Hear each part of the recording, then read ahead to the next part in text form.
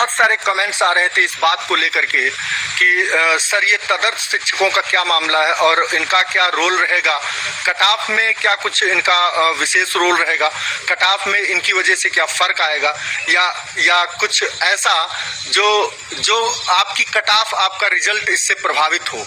तो जैसा कि आप देख रहे हैं स्क्रीन पर निशीथ सर दिख रहे हैं, तो सारी जानकारी निशीथ सर के मुखारबिंदु से ही आप तक मैं पहुंचा रहा हूं। तो निशीथ सर से मेरा प्रश्न यही है, सर ये तदर्थ शिक्षकों का क्या मामला है? देखिए, तदर्थ शिक्षकों के मामले में मैं आपको विस्तार से बिंदुवार बताता हूं। सबसे पहले तो समझिए तदर्थ शिक्षक का मतलब क्या। तदर्थ शिक्षक को इंग्लिश में कहते हैं एडहॉक टीचर। तो काफ़ी लोगों को अब ये बात समझ में आ गई होगी। एडहॉक का मतलब होता है कि जो भी संस्था का प्रबंध तंत्र है वो जिन टीचर्स को रिकॉग्नाइज करता है पढ़ाने के लिए, उनको एडहॉक टीचर्स या तदर्थ अध्यापक कहा जाता है। और पूर्व में जबकि हमारे माध्यमिक शिक्षा सेवा चयन बोर्ड का गठन नहीं हुआ था, तब यही व्यवस्था हमारे माध्यमिक विद्यालयों में पूरे प्रदेश में लागू थी कि प्रबंध तंत्र अपने विवेक पर चयन करता था अध्यापकों का विभिन्न विषयों के लिए टीजीटी और पीजीटी में। जी। और वही शिक्षक, उनका अनुमोदन जिला विद्यालय निरीक्षक के माध्यम से कर दिया जाता था और वही शिक्षक जो है परमानेंट विनियमित हो जाते थे। जी। ये व्यवस्था तब तक लागू रही जब तक कि चयन बोर्ड का गठन नहीं हुआ। जी। चयन बोर्ड का गठन होने के पश्चात सन 84 या 88, मुझे ठीक से याद नहीं है, सन में गठन हुआ।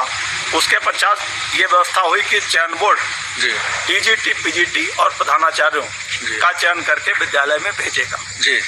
परंतु कतिपय प्रबंध तंत्र के द्वारा एक समांतर व्यवस्था विद्यालयों में चलाई जाती रही कि जो अध्यापक चयन बोर्ड से चयनित होकर या प्रधानाचार्य आया है उसको वो कार्यभार ग्रहण नहीं कराते थे और वो एक किसी अपने सुविधा के अनुसार किसी अध्यापक का चयन करके उससे शिक्षण कार्य लेते रहते थे और लंबे समय के बाद फिर वो कोर्ट चले जाते थे कि उस अध्यापक को हमारे वेतन नहीं दिया जा रहा है और कोर्ट से वेतन देने का आदेश हो जाता था। इस प्रकार वो अध्यापक वेतन प्राप्त करने लगता था।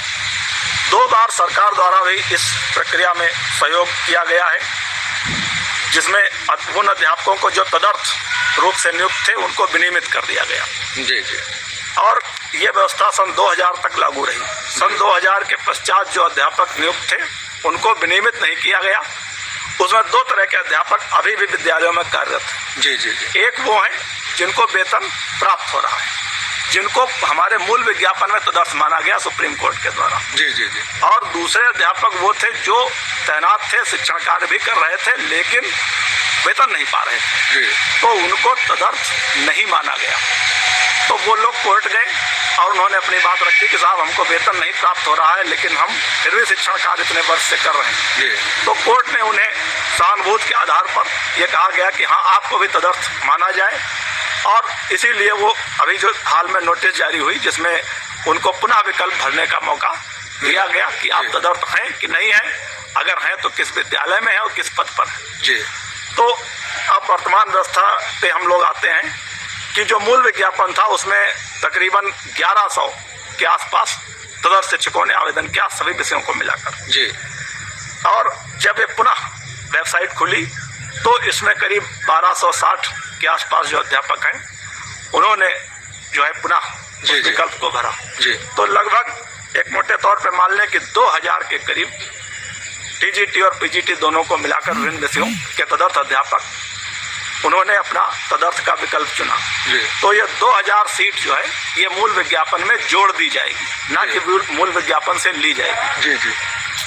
तो मूल विज्ञापन से जो सीट जोड़ दी जाएगी इसमें हमारे जो फ्रेश कैंडिडेट हैं उनको लाभ होगा। उनको लाभ किस प्रकार होगा मैं समझा दूँ।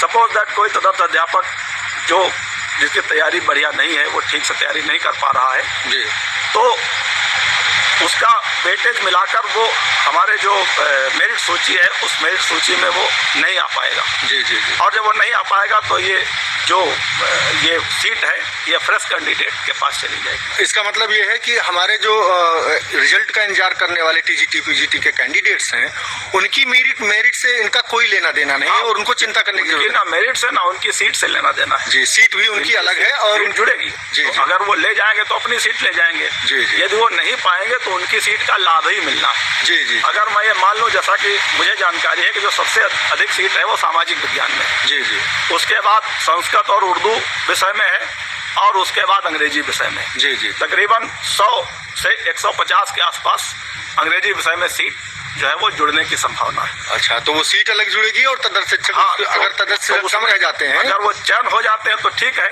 जी। अगर वो नहीं होते, मान लो 100 सीट है तो 100 में मान लीजिए 20 का चयन हो गया जी। तो 80 सीट फ्रेश कैंडिडेट को मिल जाएगी। यानी हमको उसमें फायदा ही होना है, नुकसान नहीं होना। 80 बेरोजगारों को हमारे जो भाई हैं उनको लाभ होगा। जी जी, बहुत बहुत धन्यवाद। दूसरा क्या है कि जी, हाँ, जो प्रतीक्षा सूची है 25%, इससे प्रतीक्षा सूची वालों को भी लाभ होगा। जी जी जी जी। जो प्रतीक्षा सूची में अभ्यर्थी आएंगे उनको बारी बारी से थोड़ा समय लगेगा लेकिन उन्हें भी चयन होने का मौका जो मिलेगा। मतलब किसी प्रकार की घबराने और डरने की बिल्कुल भी घबराने की आवश्यकता नहीं, घबराना बिल्कुल भी नहीं है। धैर्य के साथ अपनी बारी का इंतजार करिए और आपको सफलता मिलेगी।